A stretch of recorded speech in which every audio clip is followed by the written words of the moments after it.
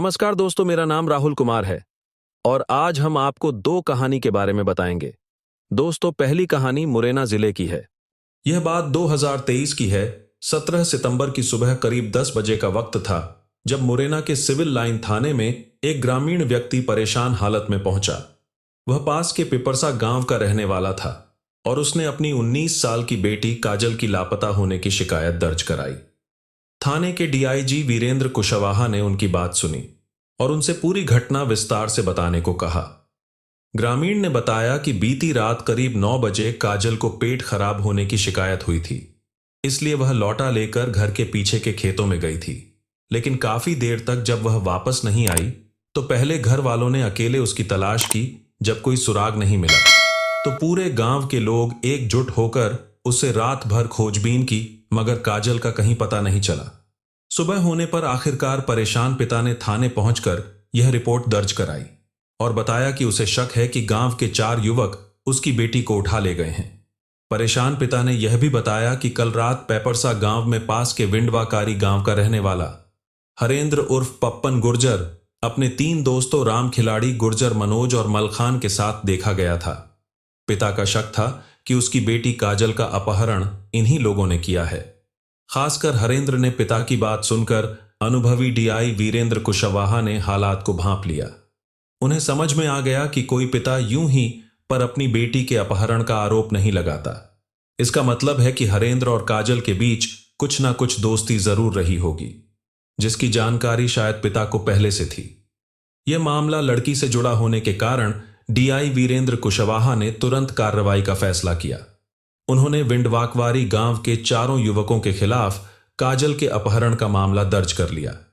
इसके साथ ही उन्होंने मुरैना एसपी शैलेंद्र सिंह चौहान को घटना की जानकारी दी और मामले की तह तक जाने के लिए एक विशेष टीम तैयार की। टीम को तुरंत विंडवाकवारी गांव रवाना कर दिया गया ताकि उन युवकों को पकड़ा जा सके और पूछताछ की जा सके जिन पर लड़की के पिता ने उनकी बेटी के अपहरण का आरोप लगाया था। डीआई ने अपने अनुभव से समझ लिया था कि इस मामले की तह में जरूर कोई बड़ा राज छिपा है और इसे सुलझाने के लिए तेजी से कार्रवाई करना बेहद जरूरी है। पुलिस टीम जब विंडवाकवारी गांव पहुंची तो 4 युवक वहां से गायब मिले। इससे शक गहराने लगा कि काजल के पिता द्वारा लगाए गए आरोप सच हो सकते हैं। इसी बीच पुलिस के मुखबिर ने भी यह जानकारी जुटा ली कि काजल और हरेंद्र के बीच प्रेम संबंध थे और इसकी भनक गांव के ज्यादातर लोगों को थी। इससे इस संभावना को और बल मिला कि हरेंद्र ने अपने दोस्तों की मदद से काजल का अपहरण किया होगा। पुलिस ने हरेंद्र के मोबाइल की कॉल डिटेल खंगाली। इसमें पता चला कि वह जिस नंबर से सबसे ज्यादा बात करता था उसकी लोकेशन पिपरसा गांव की थी। जिस रात काजल लापता हुई उसी रात हरेंद्र ने इस नंबर पर बात की थी। पुलिस को शक हुआ कि यह नंबर काजल का ही हो सकता है। हालांकि काजल के घर वालों का कहना था कि उसके पास कोई फोन नहीं था, लेकिन पुलिस का मानना था कि हरेंद्र ने चोरी छुपे यह फोन काजल को दिया होगा। दिलचस्प बात यह थी कि काजल के गायब होने के बाद से हरेंद्र के नंबर से उस नंबर पर कोई कॉल नहीं की गई। यहां से पुलिस को 2 अहम बातें समझ आईं। पहली, हरेंद्र और काजल का संपर्क था। दूसरी, काजल के गायब होने के बाद हरेंद्र ने उससे बात नहीं की। इससे एक नया शक खड़ा हुआ, कहीं हरेंद्र की तरह काजल के साथ भी कोई अनहोनी तो नहीं हो गई। केस लड़की के अपहरण का था, इसलिए मुरैना एसपी शैलेंद्र सिंह चौहान ने सिविल लाइन थाने की एक टीम को काजल की तलाश और आरोपियों की गिरफ्तारी के लिए तुरंत तैनात कर दिया। पुलिस गांव गांव छानबीन कर रही थी, लेकिन 4 दिन बाद इस मामले में एक चौंकाने वाला मोड़ आया। जंगल में काजल को तलाशती पुलिस टीम को एक सड़ी गली लाश मिली। लाश काफी पुरानी लग रही थी और उसके सिर पर गोली का साफ निशान था। चूंकि काजल के लापता होने के बाद से विंडवाकवारी गांव के 4 युवक भी गायब थे, इसलिए पुलिस ने उनके परिवारों को बुलाकर लाश की शिनाख्त करवाई। शिनाख्त के बाद पता चला कि वह शव हरेंद्र उर्फ पप्पन गुर्जर का था, जो काजल अपहरण मामले में मुख्य आरोपी था। मुख्य आरोपी की लाश मिल चुकी थी, लेकिन काजल और उसके साथियों राम खिलाड़ी, मनोज और मलखान का अब तक कोई सुराग नहीं था।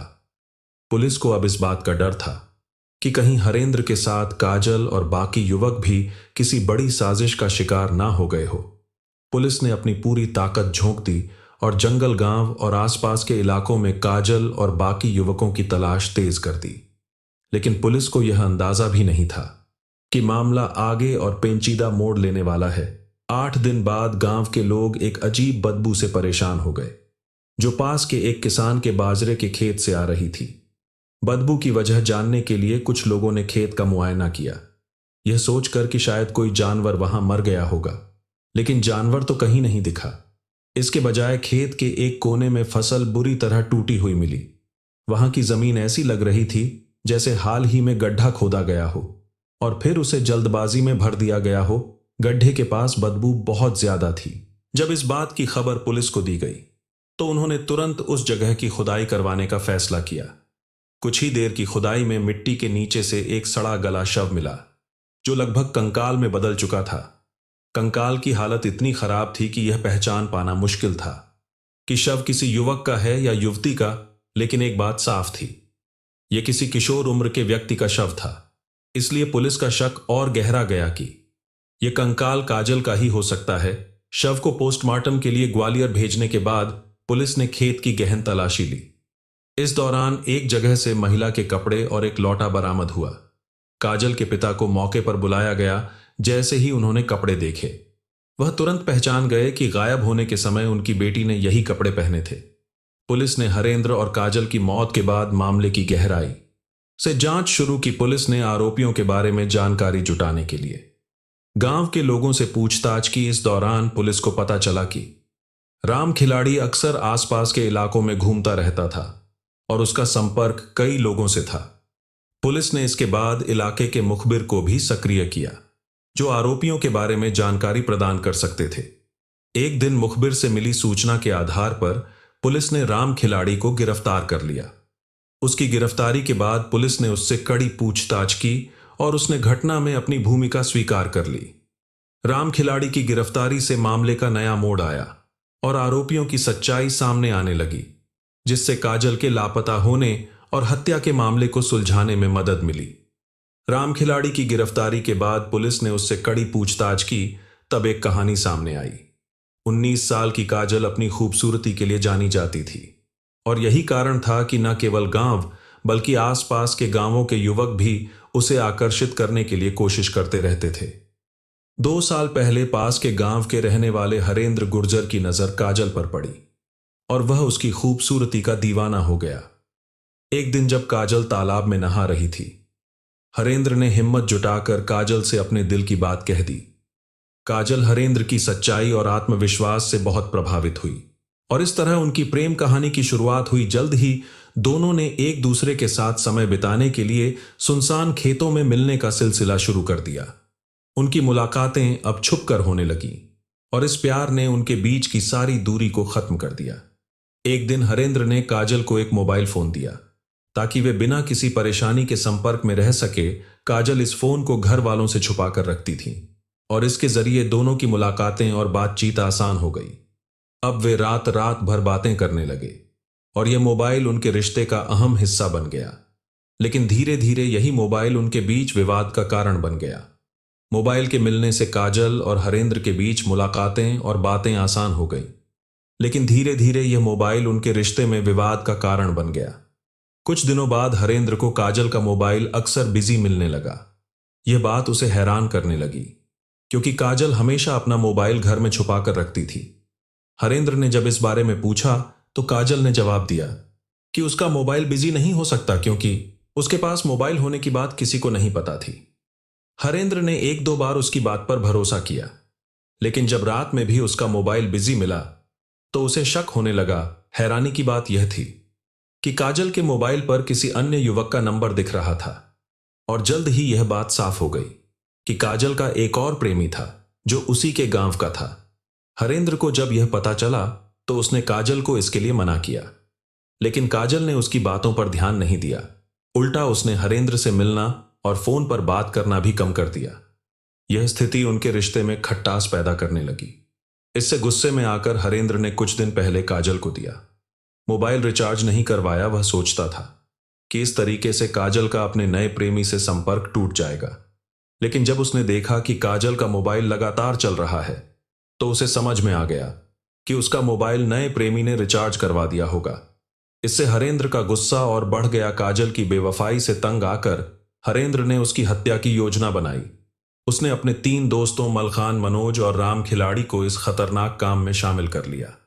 इसके बाद किसी तरह उसने काजल से संपर्क किया और उसे गांव के बाहर बाजरे के खेत में मिलने बुलाया। वहां मिलने पर दोनों के बीच तीव्र बहस हुई और इस दौरान हरेंद्र और उसके दोस्तों ने मिलकर काजल की हत्या कर दी। उन्होंने उसका शव खेत में दफन कर दिया और फिर वहां से भाग गए, यह सोचते हुए कि सब कुछ छिप जाएगा। लेकिन पुलिस की जांच और मामले की गहराई ने सच को सामने ला दिया। प्रमिका काजल की हत्या करने के बाद हरेंद्र अपने 3 साथियों के साथ फरार हो गया था। घटना के 3 दिन बाद पुलिस को हरेंद्र का शव जंगल में मिला, जिसके सिर में गोली का निशान था। प्रारंभिक जांच में पुलिस इसे आत्महत्या मान रही थी, लेकिन डीआई का कहना था कि जब तक बाकी 2 फरार आरोपियों की गिरफ्तारी नहीं होती, पूरी कहानी सामने नहीं आ सकेगी। पुलिस अब पूरी ताकत से फरार आरोपियों की तलाश में जुटी थी, ताकि हरेंद्र की मौत के कारण और काजल की हत्या के पीछे का असली सच सामने आ सके। यह कहानी एक जटिल अपराध की है, जिसमें प्यार, धोखा और हत्या ने पूरे गांव को हिला दिया। काजल की हत्या और अपहरण का कारण हरेंद्र की ईर्ष्या और काजल के दूसरे प्रेमी के साथ उसके संबंधों में बढ़ती दरार थी। जब हरेंद्र को लगा कि काजल का किसी और से रिश्ता हो रहा है, तो उसकी मानसिक स्थिति बिगड़ गई और उसने काजल को मार डालने की साजिश रची। पुलिस ने पूरी मेहनत से जांच की और कई अहम सबूत जुटाए। खासकर हरेंद्र के मोबाइल और उसके संपर्कों की जांच ने पुलिस को सही रास्ता दिखाया। हरेंद्र की मौत और बाकी आरोपियों का फरार होना मामले को और जटिल बना दिया, लेकिन पुलिस की मेहनत और मुखबिर की मदद से सच्चाई सामने आई और अपराधी पकड़े गए। और आज की दूसरी कहानी महाराष्ट्र के नागपुर की है। यह बात 2019 की है। नागपुर शहर में एक हाईवे है जो पांडुरना कस्बे को जोड़ता है। इसी हाईवे पर एक शख्स की नजर सड़क किनारे एक लाश पर पड़ी, जिसकी उम्र करीब 20 से 21 साल की लग रही थी। राहगीर ने तुरंत पुलिस को कॉल कर इसकी जानकारी दी। सूचना मिलती ही पुलिस मौके पर पहुंच गई। लड़की के कपड़े ब्रांडेड थे, जिससे लग रहा था कि वह किसी अच्छे घर की होगी, लेकिन उसकी हत्या बहुत बेरहमी से की गई थी। उसका चेहरा एसिड से जला दिया गया था, जिससे उसे पहचान पाना मुश्किल हो गया। उसका एक हाथ गायब था। ऐसा लग रहा था कि शायद रात में किसी जंगली जानवर ने उसका हाथ खा लिया होगा। घटना स्थल को देखकर साफ था कि लड़की की हत्या कहीं और की गई थी और लाश को यहां लाकर फेंका गया था। जिस तरह से उस युवती की हत्या की गई, उससे लगता था कि मामला प्यार का था। हत्यारा शायद युवती से बहुत नाराज था। शव देखकर यह साफ हो गया था कि वह लड़की किसी बड़े घर से थी और शहर की रहने वाली थी। पुलिस ने मौके पर जाकर जरूरी कार्रवाई की और लड़की की लाश पोस्टमार्टम के लिए अस्पताल भेज दी। इसके बाद थाना पुलिस और क्राइम ब्रांच ने मिलकर इस खौफनाक हत्या की गुत्थी सुलझाने के लिए छानबीन शुरू कर दी। पुलिस और क्राइम ब्रांच के सामने सबसे बड़ी चुनौती यह थी कि वह अपनी जांच कहां से शुरू करें, क्योंकि उनके पास कुछ खास नहीं था। बस युवती के बाएं हाथ पर लव बर्ड और सीने पर क्वीन का टैटू ही पहचान था। बाकी सब कुछ एक पहेली की तरह था। लेकिन पुलिस ने हार मानने का नाम नहीं लिया। उन्होंने सोशल मीडिया की मदद लेने का फैसला किया और बस कुछ ही समय में जादू हो गया। पुलिस ने युवती की पहचान ढूंढ निकाली और फिर 10 घंटों के अंदर क्राइम ब्रांच ने मामले को सुलझा लिया। दोस्तों, वीडियो में आगे बढ़ने से पहले वीडियो को लाइक जरूर करें, एक छोटा सा कमेंट भी कर दें और हमारे चैनल अपकमिंग अद्विक को सब्सक्राइब करना भी ना भूलें। और लेटेस्ट वीडियो की जानकारी के लिए बेल आइकन दबाकर नोटिफिकेशन जरूर ऑन कर लें। तो चलिए आगे बढ़ते हैं। वीडियो में पुलिस ने जब मृतिका की फोटो मीडिया पर डाली तो वह पल भर में वायरल हो गई। फोटो एक के बाद एक ग्रुप्स में घूमते हुए आखिरकार फुटला तालाब के पास स्थित एक पान की दुकान पर पहुंची। दुकानदार ने फोटो देखते ही पहचान लिया। यह फोटो खुशी का था। पान वाले को खुशी याद आई, क्योंकि उसने उसे कई बार एक लड़के के साथ घूमते हुए देखा था और धरेरा होटल में आते जाते भी देखा था। यह कनेक्शन अब पुलिस के लिए बेहद अहम साबित हो सकता था। जैसे ही यह जानकारी क्राइम ब्रांच के इंस्पेक्टर अनिल जट्टावार को मिली, वह और भी ज्यादा सक्रिय हो गए। उन्होंने खुशी के बारे में जितनी भी जानकारी हो सकती थी कुछ ही घंटों में इकट्ठा कर ली। जब उन्होंने खुशी का इंस्टाग्राम खंगाला तो जो टैटू मृत युवती के शरीर पर मिला था, वही टैटू खुशी के हाथ और सीने पर भी था। यह देखते ही यह साफ हो गया कि वह शव खुशी का ही था। अब पुलिस के पास सबूत था और मामला सुलझने के बिल्कुल करीब था। क्राइम ब्रांच के अधिकारियों को खुशी के इंस्टाग्राम प्रोफाइल से उसकी पूरी जानकारी मिल गई। उसका पूरा नाम खुशी परिहार था। वह अपनी मौसी के साथ रहती थी और राय इंग्लिश स्कूल और जूनियर कॉलेज में बीकॉम के अंतिम वर्ष की छात्रा थी। साथ ही वह पार्ट टाइम मॉडलिंग भी करती थी और मुंबई नागपुर में काम करती थी। खुशी की पहचान हो जाने से पुलिस और क्राइम ब्रांच को एक बड़ी राहत मिली थी, लेकिन असली काम अब बाकी था, खुशी परिहार के हत्यारे तक पहुंचना। पुलिस ने जब खुशी की मौसी से संपर्क किया तो उन्होंने बताया कि खुशी कई महीनों से उनके साथ नहीं थी। वह अपने दोस्त अशरफ शेख के साथ लिव इन रिलेशनशिप में welcome housing society Hazaribagh Paharganj गिट्टी खदान के पास रह रही थी। पुलिस ने जब खुशी की हत्या की खबर उसकी मौसी को दी तो वह जोर जोर से रोने लगी और अपनी घबराहट जाहिर करते हुए अशरफ शेख पर संदेह व्यक्त किया। उनका कहना था कि घटना की रात अशरफ ने उन्हें फोन करके बताया था कि खुशी और वह किसी बात को लेकर झगड़ रहे थे और वह नाराज होकर अपने गांव चली गई है। क्राइम ब्रांच टीम को मौसी की बातों से यह समझ में आ गया कि अशरफ शेख का इस मामले में कहीं ना कहीं हाथ जरूर है।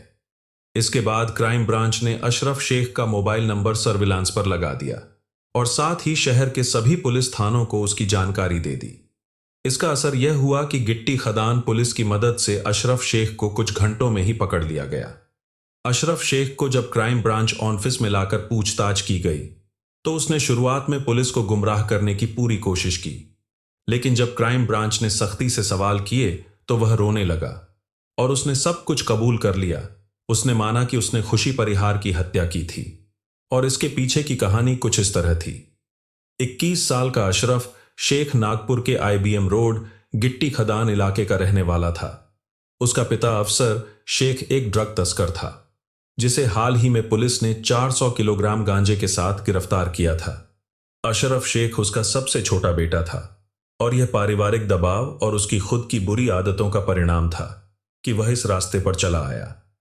अफसर शेख ने अपने बेटे अशरफ को नशे के धंधे से बचाने के लिए गिट्टी खदान में एक बड़ा सा हेयर कटिंग सैलून खुलवाया था ताकि वह किसी गलत रास्ते पर ना जाए। लेकिन अशरफ का मन सैलून में नहीं लगता था।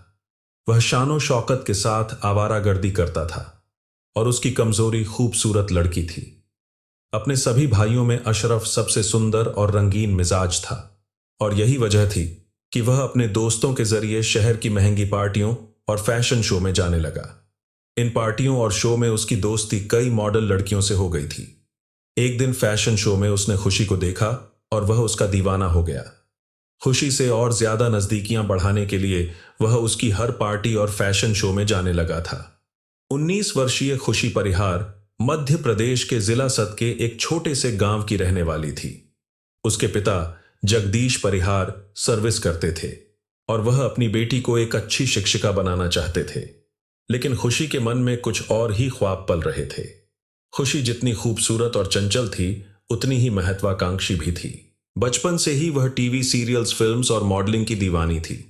जब भी वह किसी मैगजीन या टीवी पर मॉडल या अभिनेत्री को देखती, उसकी आंखों में भी उन्हीं के जैसे सपने नाचने लगते। पढ़ाई में तेज होने के बावजूद खुशी के परिवार वाले उसके अरमानों को लेकर थोड़ा चिंतित थे। वे उसे प्यार तो बहुत करते थे, लेकिन उनके पास उसे शहर में भेजने और उसके सपनों को पूरा करने की ताकत नहीं थी। उनका मानना था कि यह सब बड़े शहर में ही संभव था। गांव के स्कूल से खुशी ने कई बार ब्यूटी क्वीन का अवार्ड जीते थे, लेकिन उसकी चमक सिर्फ गांव तक ही सीमित थी। खुशी बचपन से ही अपनी मौसी के काफी करीब थी, जो नागपुर में रहती थी। उसकी मौसी खुशी के शौक से अच्छी तरह वाकिफ थी और उन्होंने हमेशा उसे आगे बढ़ने के लिए प्रेरित किया। 10वीं पास करने के बाद खुशी को अपने पास बुलाकर उसे नागपुर में रहने का मौका दिया। नागपुर आकर खुशी ने जब अपना पोर्टफोलियो विज्ञापन एजेंसियों को भेजा तो उसे एक फैशन शो कंपनी में जॉब मिल गई। जॉब मिलने के बाद उसने अपनी आगे की पढ़ाई भी शुरू कर दी और नागपुर के एक जाने माने स्कूल में एडमिशन ले लिया। अब खुशी अपनी पढ़ाई के साथ साथ पार्ट टाइम विज्ञापन कंपनियों और फैशन शो के लिए भी काम करने लगी। जैसे जैसे खुशी की पहचान बननी शुरू हुई, उसका परिचय का दायरा भी बढ़ने लगा। फैशन और मॉडलिंग जगत में उसकी चर्चा होने लगी और धीरे धीरे सोशल मीडिया पर उसके हजारों फैंस बन गए थे। खुशी भी उनके दिल रखने के लिए उनके मैसेज पढ़ती और अपने हिसाब से जवाब देती। वह नए नए पोज के फोटो सोशल मीडिया पर शेयर करती रहती थी, जिससे उसकी फैन फॉलोइंग और बढ़ गई। नागपुर में उसे 3 साल हो गए थे और अब वह बीकॉम के अंतिम वर्ष में थी। अपनी पढ़ाई पूरी करने के बाद वह पूरी तरह से मॉडलिंग और टीवी की दुनिया में उतरने का प्लान बना रही थी। लेकिन इससे पहले ही उसकी जिंदगी में मनचला अशरफ शेख आ गया। अशरफ शेख की दीवानगी को देखकर खुशी भी धीरे धीरे उससे करीब आ गई। कुछ ही दिनों में दोनों का प्यार परवान चढ़ने लगा। अशरफ खुशी पर दिल खोलकर पैसा खर्च कर रहा था और उसकी हर जरूरत को पूरा करने में कोई कसर नहीं छोड़ता था। जब खुशी के परिवार और मौसी को अशरफ और खुशी की दोस्ती की खबर मिली तो उन्होंने उसे आड़े हाथों लिया।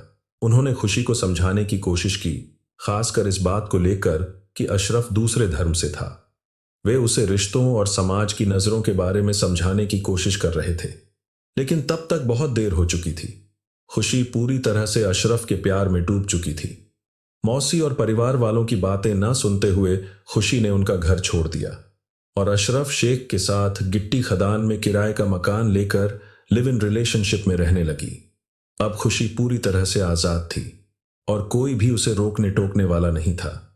अशरफ शेख उसका बराबर ध्यान रखता था, उसे कॉलेज और फैशन शो में ले जाता था और दोनों का समय काफी अच्छे से गुजर रहा था।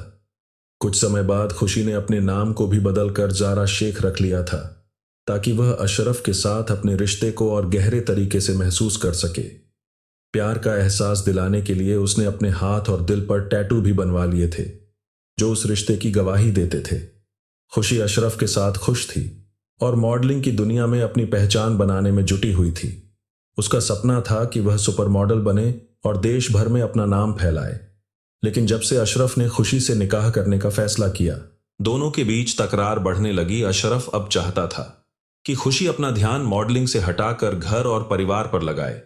उसे यह पसंद नहीं आता था कि खुशी देर रात तक बाहर रहती थी या किसी से मिलती थी। वह चाहता था कि खुशी पूरी तरह से उसके साथ रहे, मौज मस्ती करें और मॉडलिंग जैसे चक्कर छोड़ दे। लेकिन खुशी के लिए यह सब मंजूर नहीं था। वह बचपन से जिस सपने को देख रही थी, उसे पूरा करने के लिए वह हर हाल में तैयार थी। उसे मॉडलिंग की दुनिया में खुद को आकाश में देखना था। अशरफ यह नहीं चाहता था। इस वजह से दोनों के बीच अब दूरियां बढ़ने लगी और अक्सर छोटी छोटी बातें लेकर तकरार और झगड़े होने लगे थे। अशरफ को अब यह साफ समझ में आ गया था कि खुशी अपने रास्ते पर पूरी तरह से अडिग है और वह अपने इरादों से पीछे नहीं हटने वाली। उसने खुशी पर काफी पैसे खर्च किए थे, लेकिन खुशी का मानना था कि प्यार में पैसे का कोई मायने नहीं होता और उसने अशरफ का एहसान मानने से इनकार कर दिया। यह बात अशरफ को अंदर तक चुभ गई थी। उसे ऐसा महसूस हुआ कि उसकी भावनाओं का कोई मूल्य नहीं है। यही सोचते हुए उसने अपनी और खुशी की दोस्ती और प्यार को दरकिनार करते हुए 12 जुलाई 2019 को एक लंबी ड्राइव पर जाने का फैसला किया। अशरफ ने अपनी कार में खुशी को बैठाया और दोनों नागपुर से दूर एक ग्रामीण इलाके की ओर निकल पड़े। कुछ समय तक पारटूरना नागपुर रोड पर ड्राइव करते हुए वे सावली गांव के पास स्थित कलमेश्वर इलाके के एक ढाबे पर रुके।